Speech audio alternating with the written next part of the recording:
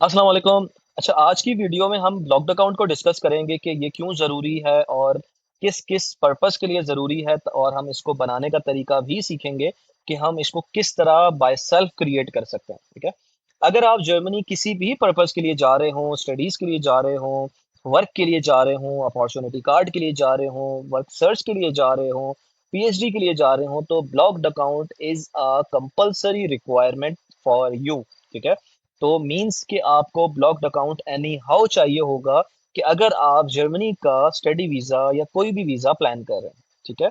तो उसके लिए मैं एक सर्विस को हमेशा रिकमेंड करता हूँ व्हिच इज़ एक्सपेट्रियो, ठीक है? क्योंकि ये काफ़ी यूज़र फ्रेंडली है और आपको हर जगह फ़ायदा ही देती है और आपको किसी भी तरीके की ना तो इसकी ओपनिंग में आपको कोई प्रॉब्लम आती है, इनका सपोर्ट सिस्टम बहुत अच्छा है और जब आप जर्मनी पहुँच जाते हैं तो इनका जो विथड्रॉ आपको मिलता है तो वो भी बहुत ईज़िली मिल जाता है। तो इसलिए हमेशा मैं स्टूडेंट को एक्सपेट्रियो ही रिकमेंड करता हूँ। तो आज की वीडियो में हम सीखते हैं कि हम इसको किस तरह ओपन कर सकते हैं, क्या-क्या स्टेप्स होंगे, क्या-क्या डाटा हमने इसमें फ़िल करना है ताकि आप ईज़िली अपना ब्लॉक्ड अकाउंट खुद से तैयार कर सकें। सबसे पहले आपने expatrio.com पे आ जाना है। ये लिंक जो है ये मैं अपनी डिस्क्रिप्शन में भी मेंशन कर दूँगा ताकि आपको कोई भी प्रॉब्लम फेस ना करनी पड़े, ठीक है? इस लिंक पे आने के बाद हमारे पास इस तरह का एक इंटरफ़ेस आएगा, ठीक है? और उस इंटरफ़ेस पे यहाँ पे आपको गेट योर वैल्यू पैकेज नज़र आ रहा होगा येलो येलो लिखा हुआ, तो इस पे आपने क्लिक कर देनी है। आफ्टर क्लिकिंग आपके पास एक इंटरफेस आएगा वेयर दे आर सेइंग कि बिल्कुल आप स्टार्ट कर सकते हैं अपने ब्लॉक्ड अकाउंट ओपनिंग की जर्नी। तो यहाँ से हमने नेक्स्ट गो कर दिया। अब यहाँ पे ये सारे मोड्स आ गए। मोड्स जिनका मैंने अर्लियर डिस्कस किया है, bachelor student, master student, exchange student, language student, PhD student, study कलिंग और उसके बाद job seeker visa, opportunity card, family reunion. That means इन सब प्रोग्राम्स में अगर आप किसी भी वीज़े पे जा रहे होते हो तो मीन्स आपको ब्लॉक्ड अकाउंट की ज़रूरत है, ठीक है? तो हम यूजुअली बैचलर के स्टूडेंट ज़्यादा कॉन्टैक्ट करते हैं तो हम बैचलर की बेस पे इसको प्रोसीड करते हैं ताकि स्टूडेंट इजीली अपना ब्लॉक्ड अकाउंट खुद क्रिएट कर सके, ठीक है? तो यहाँ पे हमने यूनिवर्सिटी स्टूडेंट बैचलर पे क्लिक कर दिया है। यहाँ पे आपकी जो भी एज है आपके अकॉर्डिंग टू योर पासपोर्ट वो आपने मेंशन कर देनी है और कंटिन्यू कर देना है। उसके बाद यहाँ पे आपसे वो पूछ रहे हैं कि are you coming to Germany with dependent who also need insurance. हम बैचलर के स्टडी वीज़े पे जा रहे हैं या मास्टर्स के स्टडी वीज़े पे जा रहे हैं, पीएचडी के स्टडी वीज़े पे जा रहे हैं, तो हमें अपने साथ डिपेंडेंट अलाउ नहीं है, ना हम लेके जा सकते हैं, तो इसलिए हमने यहाँ पे नो कर दिया है और हमने इसको यहाँ से कंटिन्यू कर दिया। अब इन्होंने आपको टोटल ब्लॉक्ड अकाउंट की कैलकुलेशन बता दी है कि वंस जब आप वहाँ पहुँच जाएँगे तो 992 यूरोज़ पर मंथ आपको रिफंड मिलता रहेगा एक्सपैट्रियो की तरफ से और ये 12 मंथ की जो कैलकुलेशन है व्हिच इज़ 12,153 यूरोज़ कि जब आपने ब्लॉक्ड अकाउंट के अंदर पैसा डिपॉज़िट करवाना है तो आपने इतना पैसा डिपॉज़िट करना है, ठीक है? और आपने यहाँ से कंटिन्यू कर दिया। यहाँ पे ये 2 आपको इंश्योरेंस प्लान बता रहे हैं। ये प्रीमियम है बट एक्सपेंसिव है तो हम इसकी तरफ नहीं जाएँगे। टीके इंश्योरेंस इज़ फाइन और ये पब्लिक हेल्थ इंश्योरेंस है ऑल ओवर जर्मनी एक्सेप्टेड है, तो हम इसी को ही चूज़ करेंगे। चूज़ टीके और उसके बाद हमने यहाँ पे चूज़ टीके कर लिया है। अब हमारा यहाँ पे जो एक्सपैट्रियो वैल्यू पैकेज है वो रेडी है जिसमें देखें ये सारी चीज़ें आ गई। आपका ब्लॉक्ड अकाउंट है, हेल्थ इंश्योरेंस है, ट्रैवल इंश्योरेंस है, आपका जर्मन ब्लॉक्ड अकाउंट है, आपको वहाँ जाके एक डिजिटल आईडी कार्ड भी मिल जाता है जिसकी बेस पे आप इसको विड्रॉ कर सकते हैं और हमने यहाँ से इसको एग्री किया है और अप्लाई नाउ कर दिया। अप्लाई नाउ करने के बाद अब हमारी बारी आती है अपनी डिटेल्स पुट करने की जिन डिटेल्स की बेस पे हमने आगे अपने आप को प्रोसीड करना है। तो हमने कर दिया यहाँ से लेट्स गो। यहाँ पे आपने अपनी ईमेल को डालना है। सबसे पहले आपने अपनी ईमेल लिखनी है, देन कंफर्मेशन के लिए दूसरी बार ईमेल लिखनी है और कंटिन्यू कर देना। फिर आपने बताना है कि आप कहाँ के सिटीजन हैं। Definitely we are living from Pakistan, India, Bangladesh, Nepal कहीं से भी हैं, तो आपने अपनी सिटीजनशिप लिखनी है और उसको कंटिन्यू करना है। उसके बाद यहाँ पे आपने अपना लीगल नेम लिखना है अकॉर्डिंग टू योर पासपोर्ट और लिखने के बाद कंटिन्यू कर देना है। यहाँ पे अपने डेट ऑफ बर्थ लिखनी है। अगेन अगेन मैं ये चीज़ बोलूँगा जहाँ पे जो भी डिटेल्स आप पुट करें अकॉर्डिंग टू योर पासपोर्ट ही पुट कीजिएगा, ठीक है? यहाँ पे आपने अपनी डेट ऑफ बर्थ लिख देनी है, कंट्री ऑफ बर्थ लिख देनी है, प्लेस ऑफ बर्थ वही लिखिएगा जो आपके पासपोर्ट पे मेंशन है। कंटिन्यू। यहाँ पे अपना कॉन्टैक्ट नंबर आपने मेंशन करना है, कंटिन्यू करना है। यहाँ पे आपने अपना जो भी एड्रेस है, स्ट्रीट का नाम होगा, नंबर होगा, पोस्टल कोड होगा और सिटी होगा, ये सारी डिटेल पुट करके आपने कंटिन्यू कर देना है।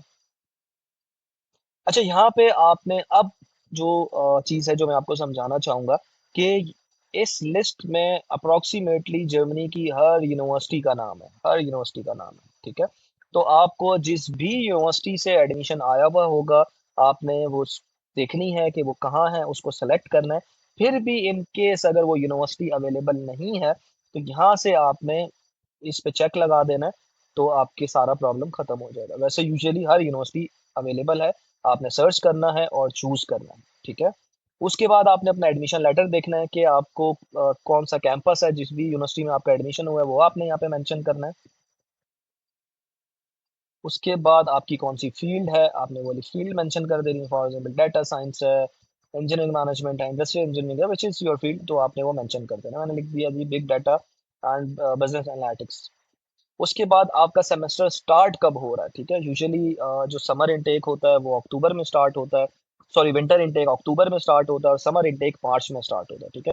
तो आज जून है तो मैं वीडियो बना रहा हूँ, तो मैं कोशिश करता हूँ कि अक्टूबर को ही हम टारगेट करें, that we are going for October intake. तो 30th अक्टूबर तक आपका इनटेक स्टार्ट हो जाता है, तो वो आपने मेंशन कर देना है।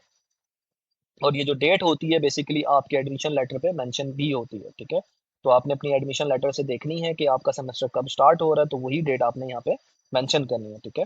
जो डेट आप यहाँ पे मेंशन करेंगे, तो वही डेट आप यहाँ पे भी मेंशन कीजिएगा, कोई मसला नहीं है। फिर आपने कंटिन्यू कर देना।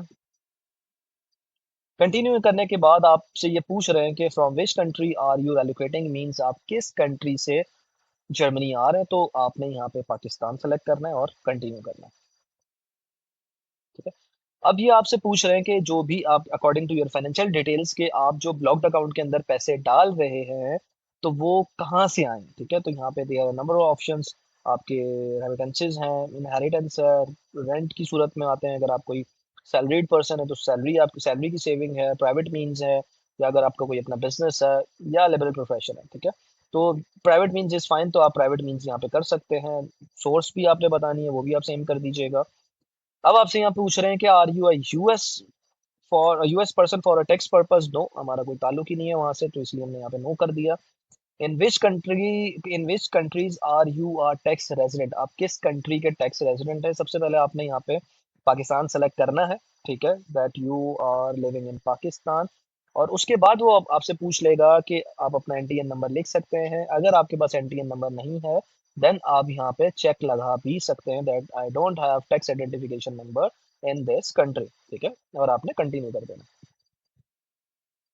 कंटिन्यू करने के बाद यहाँ पे आपने जिस तरह इन्होंने आपको मेंशन किया हुआ है, इसी तरह का एक प्रॉपर अच्छी फॉर्मेट पे अच्छे मतलब डेफिशिएंसी पे आपने अपना पासपोर्ट अपलोड करना है, ठीक है? अपलोड करने के बाद यहाँ पे आपने अपने पासपोर्ट की डिटेल लिख देनी है, अपना नाम लिख देना है, आपकी डेट ऑफ बर्थ होगी, date of issue of your passport, date of expiry of your passport, आपकी नेशनलिटी, पासपोर्ट इशूअर कौन है जी, गवर्नमेंट ऑफ पाकिस्तान है, एंड आई कंफर्म, ठीक है? उसके बाद आपने कंटिन्यू करना है। कंटिन्यू करने के बाद आपने इस डिटेल को 2 से 3 बार पढ़ लेना है। अगर फिर भी आपको कोई टाइपिंग मिस्टेक नज़र आती है, आप यहाँ पे एडिट का ऑप्शन यूज़ करके उस चीज़ को एडिट कर सकते हैं। और सारी चीज़ों को करने के बाद अगर आपके पास कोई रेफरल कोड है, तो आप यहाँ पे रेफरल कोड डाल सकते हैं, अगर नहीं है, देन कंटिन्यू। उसके बाद ये सारी इनकी टर्म्स एंड कंडीशन है जिनको आपको एग्री करना है, यहाँ से आप एग्री टू ऑल कर सकते हैं, एग्री टू ऑल। और आपने यहाँ पे अपनी सबमिट एप्लीकेशन कर देनी है। जब आप अपनी सबमिट एप्लीकेशन कर देंगे, तो आपके पास एक ईमेल आ जाएगी सबमिशन की, और विद इन 3 to 4 डेज आपको एक और ईमेल आ जाएगी that your blocked account is confirm. तो जो आप जब उसको लॉग इन करेंगे, आप अपने डैशबोर्ड से अपने ब्लॉक्ड अकाउंट की कंफर्मेशन को डाउनलोड कर सकते हैं, और at the time of waiting list उसी को ही अपलोड कर सकते हैं। अब बहुत से स्टूडेंट के क्वेश्चन होंगे कि यार ब्लॉक्ड अकाउंट के अंदर हमें पैसे डालने की ज़रूरत नहीं है। बिल्कुल ज़रूरत है, लेकिन अभी एम्बेसी ने आपको ये फ़ेवर दिया है क्योंकि बहुत से स्टूडेंट्स अब जर्मनी के लिए अप्लाई कर रहे हैं। वेटिंग टाइम काफ़ी इंक्रीज़ हुआ हुआ है, तो जर्मनी ने ये अब नया रूल निकाला है कि आप ब्लॉक्ड अकाउंट कंफर्मेशन की बेस पे अपना वेटिंग लिस्ट को जॉइन कर सकते हैं, ठीक है? जब आपकी अपॉइंटमेंट आ जाएगी, then they will ask you to deposit that particular amount in your account. Then आपने वो अमाउंट अपने ब्लॉक्ड अकाउंट के अंदर डिपॉजिट करनी है और एम्बेसी में प्रेजेंट होना है। तो ये बेसिकली बहुत आसान सा प्रोसेस था जो मैंने आपको स्टेप बाय स्टेप समझाया है और इसको फ़ॉलो करके आप बाय सेल्फ अपना ब्लॉग्ड अकाउंट खोल सकते हैं। कोई ऐसी प्रॉब्लम की बात नहीं होगी आपके लिए और ये वीडियो आप उनके साथ भी शेयर कर सकते हैं जो जर्मनी जाने का प्लान कर रहे हैं because blogged account is compulsory requirement जो एनी हाउ सबको ही फुलफिल करनी होती है। और इसके नेक्स्ट वीडियोज़ में इंशाल्लाह मैं प्रोसेसेस का बताऊँगा, एडमिशन के बारे में बताऊँगा, वहाँ पे लिविंग कॉस्ट क्या होती है। तो स्टेप बाय स्टेप हम हर चीज़ पे बात करेंगे, लेकिन आज की वीडियो हमारी स्पेसिफिकली ब्लॉग्ड अकाउंट पे थी, तो आप मुझे फ़ॉलो कर सकते हैं आगे आने वाली वीडियोज़ के लिए ताकि आपको उनसे भी कुछ ना कुछ सीखने को मिलता रहे। So thank you, see you in my next video. Thank you. अल्लाह हाफ़िज़।